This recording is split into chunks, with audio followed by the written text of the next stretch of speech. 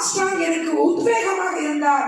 எனக்கு பின்னாக நின்று நீதிக்காக குரல் கொடுக்க நான் இருக்கிறேன் என்று சொன்னாரோ, அதே போல பல வேளைகளில் இவர்கள் இருவரும் ஒன்றிணைந்து நீதிக்காக போராடிய வழக்கறிஞர் அவர்களை அன்போடு அழைக்கிறோம்.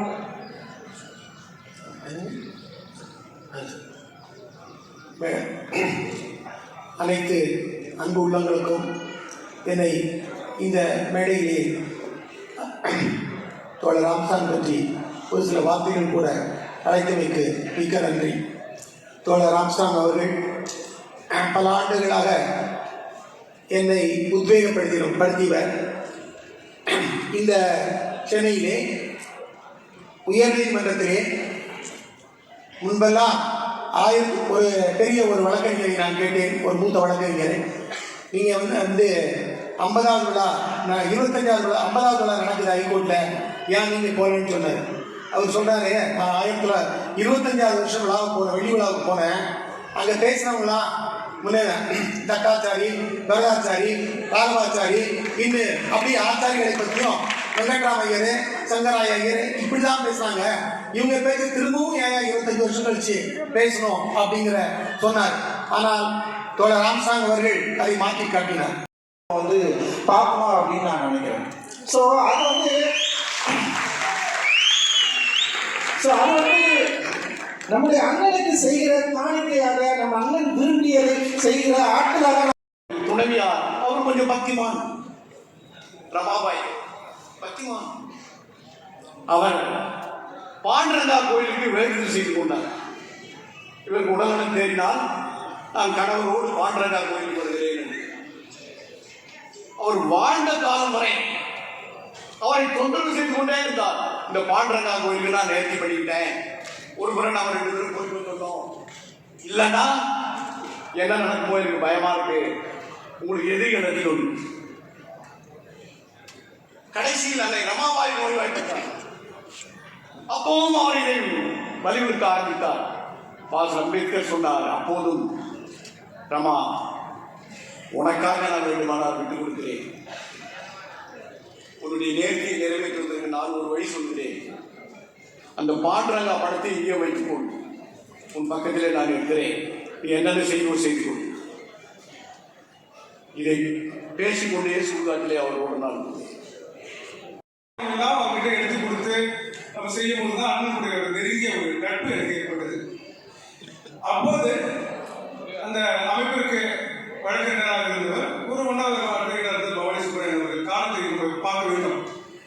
2006 2024 நான் கவுன்சிலர், நான் வந்து அவருக்காகவோ இல்லாட்டி அவருக்காகவோ அவர் பிறருக்காகவோ அந்த வழக்காடுவார்கள். அந்த இப்போ அண்ணனுடைய அந்த இடம் கேட்டு போராடுகிறது வழக்கு கவுன்சிலர் ஆகும்போது அந்த வழக்கு தான். அவர் இறப்புக்கும் நீதிமன்றத்தை போயிருக்க வேண்டிய ஒரு சூழ்நிலை தான். ஆனால் எந்த வழக்கு நடந்தாலும் அந்த வழக்கு நாயகனாக ஆம்ஸ்ட்ராங் இருப்பார் என்பதில் யாருக்கும் ஒரு மாற்று கருத்து இருக்காது. 2006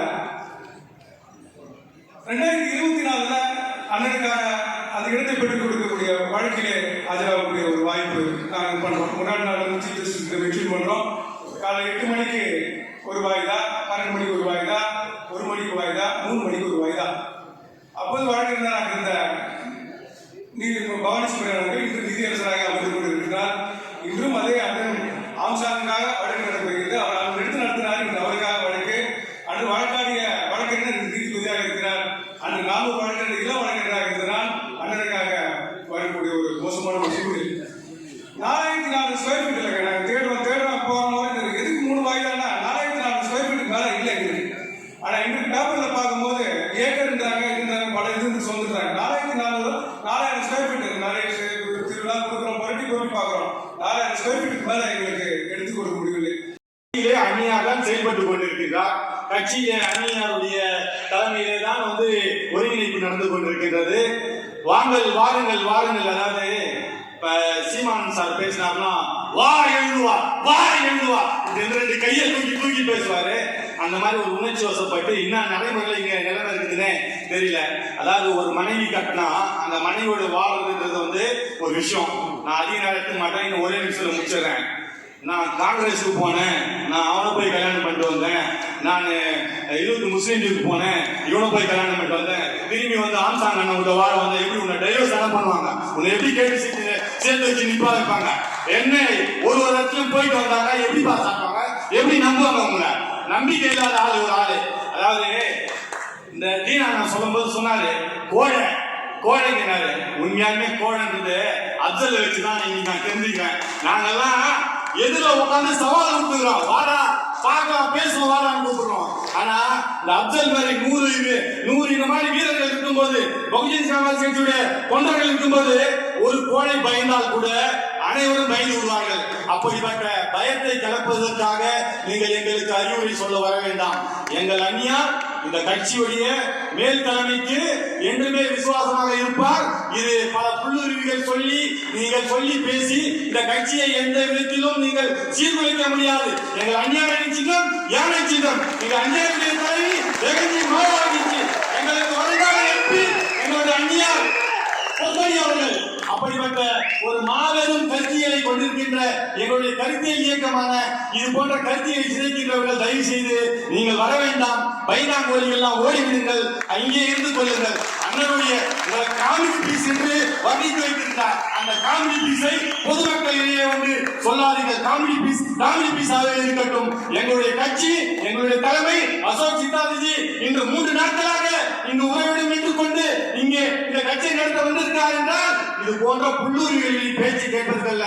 எந்த ஒரு கண்ட்ரோலாக இருந்தாலும் எங்களுடைய அந்நியாரை திருத்தி எங்களை வழிநடத்துவார். எங்களுக்கு ஒரே தலைவி ஜெகன்ஜி மாயாவதி அவர்கள். நாங்கள் எங்கள் ஆட்சி, இனி எங்கள் ஓட்டில் உங்கள் ஆட்சி நடக்காது, இனி நடக்காது.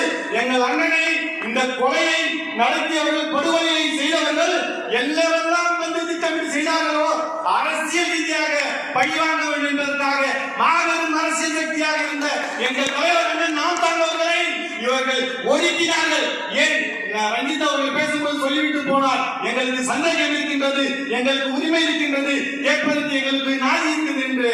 சந்தேகம் மட்டுமல்ல, எங்களுடைய ஜெகன்ஜி மாயாவதி அவர்கள் அன்னை தெளிவாக இன்டெலிஜென்ஸ் உளவுத்துறையுடைய ரிப்போர்ட்டை எடுத்துக்கொண்டு 2 நாள் கழித்துதான் அந்த மரணத்திலே வந்து அங்கே மலரை வைத்துவிட்டு அழுகின்ற முகத்தோடு அவருடைய முகம் அடுத்தது அழுகிவிடும், அடுத்தது அந்த கண்ணெல்லாம் சிந்துகின்றது.